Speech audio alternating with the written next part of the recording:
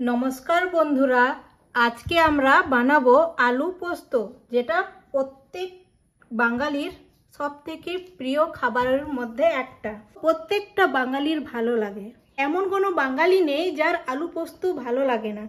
चलुन ताहले आज के शिखे निই किभाबे सहज सरल पद्धतिते आलू पोस्त आमरा रान्ना करते पारी।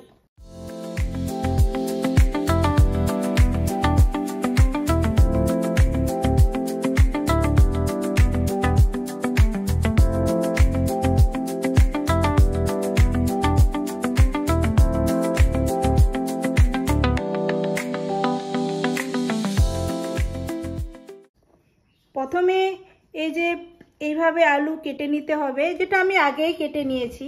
তারপরে এই যে পোস্ত বেটে রেখেছি, এই পোস্ত বাটার মধ্যে একটা ছোট্ট পেঁয়াজ অ্যাড করা আছে।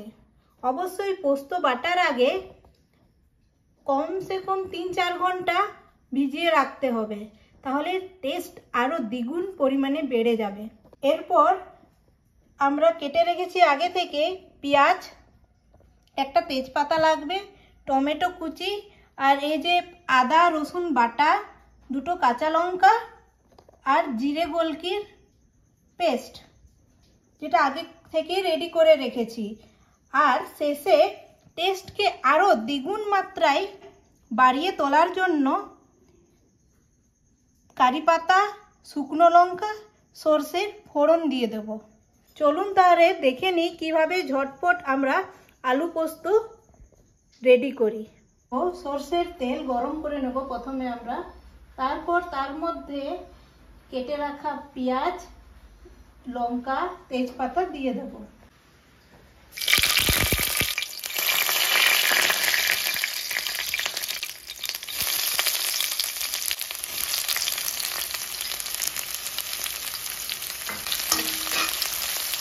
एरपर आमरा अपेक्षा करब পেঁয়াজের বাদামি রং যতক্ষণ না হয়। পেঁয়াজের রং বাদামি হয়ে গেছে, ঠিক এই সময় আমরা কাটা আলু দিয়ে দেব।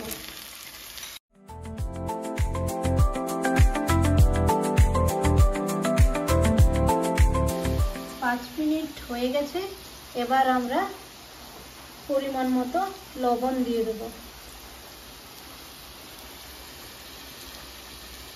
তারপরে নাড়াচাড়া করে আবার ঢেকে দেব। গ্যাসের ফ্লেমটা খুব বেশি হাই হবে না, খুব বেশি লো হবে না, মাঝারি রাখতে হবে।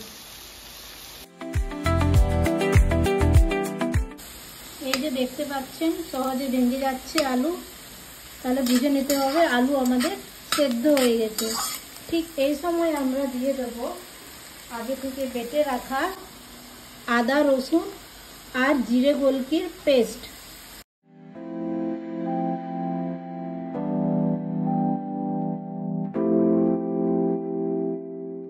তারপরে আমরা দিয়ে দেব টমেটো। এখন আমরা পোস্ত বাটা দেব না, কারণ পোস্ত বাটা আগে থেকে দিলে তেতো হয়ে যাবে। প্রথমে এই মশলাটাকে ভালো করে কষিয়ে নিতে হবে, যাতে মশলার সাথে সাথে আলু আরো সুন্দরভাবে সেদ্ধ হয়ে যায়। এই যে দেখতে পাচ্ছেন হালকা হালকা চিটে যাচ্ছে কড়াইয়ের মধ্যে, ঠিক এই সময় আমরা সামান্য জল অ্যাড করে দেবো, সামান্য। তারপরে কিছুক্ষণের জন্য ঢেকে রেখে দেবো, 2 থেকে 3 মিনিট। আলুটাও সেদ্ধ হয়ে গেছে। এবার ঠিক এই সময় আমরা এই যে পেঁয়াজ আর পোস্ত বাটা দিয়ে দেব। এই পোস্ত বাটার মধ্যে পেঁয়াজ অ্যাড আছে।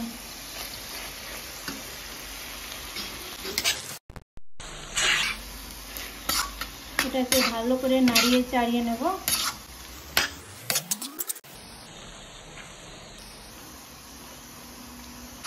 পাঁচ মিনিট হয়ে গেছে, এবার আমরা এর মধ্যে জল মিশিয়ে দেব।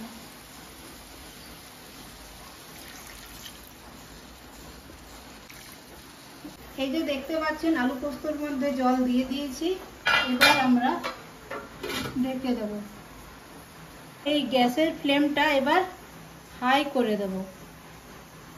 এই যে দেখতে পাচ্ছেন প্রায় প্রায় আলু পোস্ত আমাদের রেডি হয়ে গেছে। 2-3 মিনিট পরে আমরা নামিয়ে দেব। নামানোর পরে আমরা সরষে, শুকনো লঙ্কা আর কারি পাতার ফোড়ন দিয়ে দেব। তারপরে আমাদের রেডি হয়ে যাবে খুব টেস্টি টেস্টি আলু পোস্ত।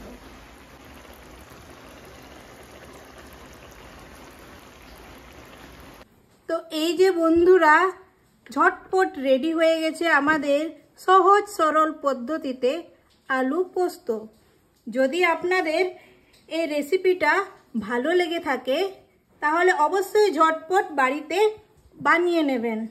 আর আমার এরকম আরও নতুন নতুন সহজ সরল পদ্ধতিতে রান্না যদি আপনারা পেতে চান তাহলে আপনারা অবশ্যই আমার চ্যানেল সাবস্ক্রাইব করে দেবেন এবং আমার পরিবারের সদস্য হয়ে যাবেন। হ্যাঁ, অবশ্যই লাইক কমেন্ট করতে ভুলবেন না। ধন্যবাদ।